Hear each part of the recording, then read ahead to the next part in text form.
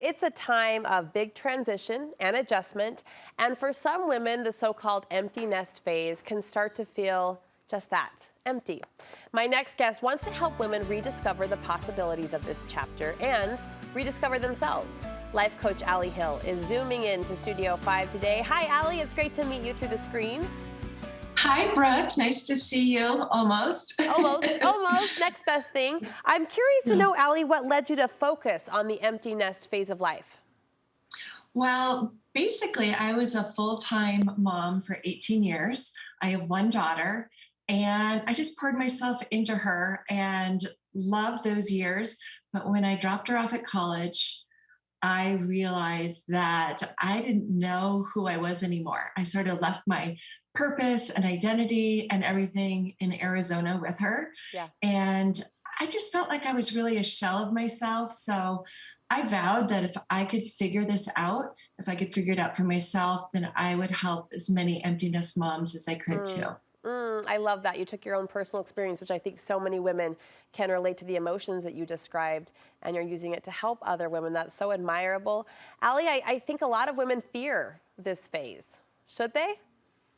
I think it's very common. I know that I did. And I don't think it's necessary to fear, but know that it's going to be a time of transition. Yeah. It took you 18 to 20 years to get here. It's going to take some time to Mm, figure it out. So give yourself grace, give yourself the time, I'd say yes. is the most important thing. Yes, that seems like wise advice. Is there also sort of I don't know, an expectation adjustment that needs to happen all around? Like the idea that this phase of life is just going to move at a different pace?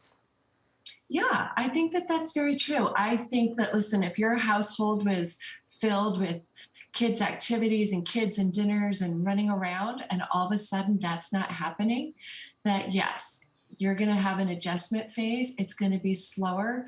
It's going to be different, but Mm-hmm. different doesn't have to be terrible. Different doesn't have to be terrible. I like that. I think that's practical. I think that's reality. We often hear a lot about like finding your purpose. I need to find a new purpose. You actually want women to replace purpose with focus.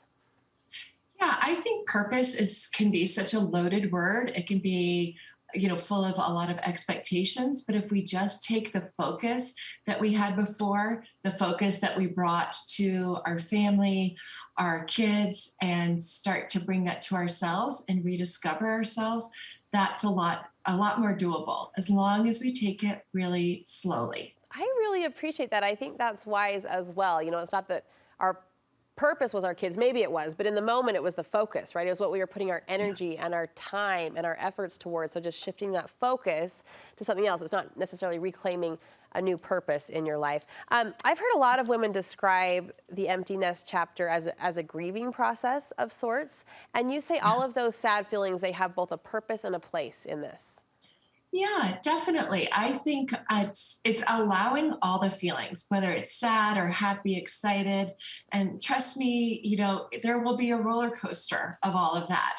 I can remember that when I dropped my daughter off at a number of well-meaning friends told me, "Listen, you are going to be so sad and so devastated. Whatever you do, do not go into her room." Oh, Shut the door, pretend it's not there. And I oh, really thought, I just thought, I reject that. I don't want to do that. yeah.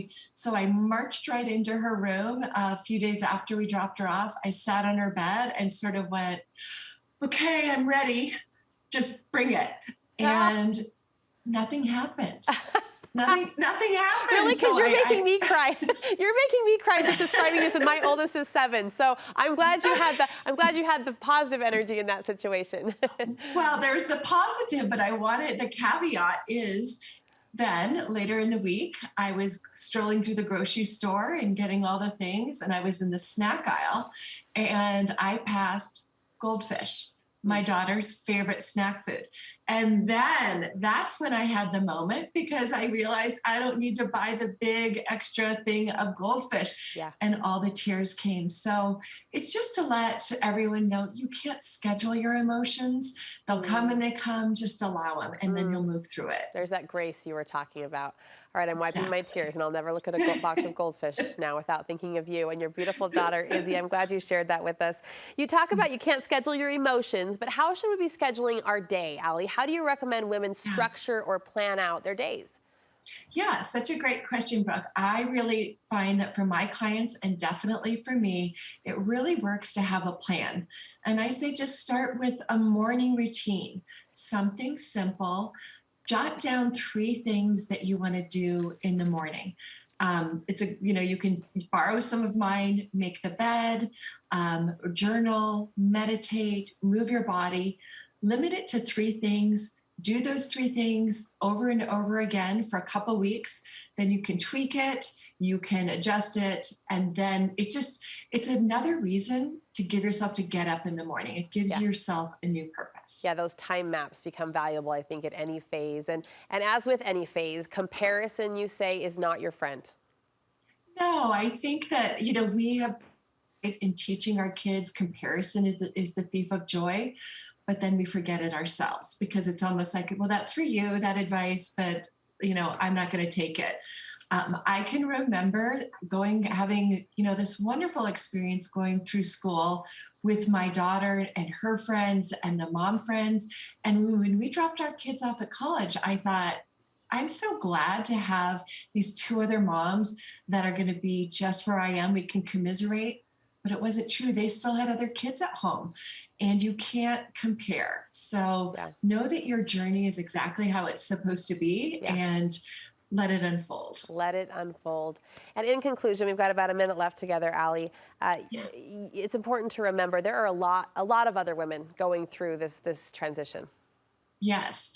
When I looked it up this week, it's 20 million kids are in college this year. Oh, wow. 20 million. So that's a lot of parents. You've That's got a 20 lot of million mom moms out friends. there crying over goldfish in the grocery aisle. It is. There's a That's community. it. Your people are out there. Yeah. But to tell you the truth, you can still feel lonely going through this time. So reach out, get support, whether it's from your husband, your spouse, your friend.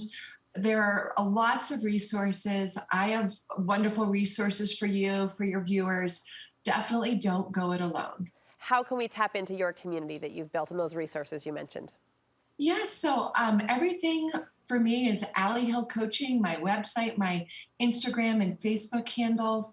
I have a free workbook for all your viewers. It's 10 questions to help build magnificent life. Mm. And you can ask me any questions, get in the happiness program.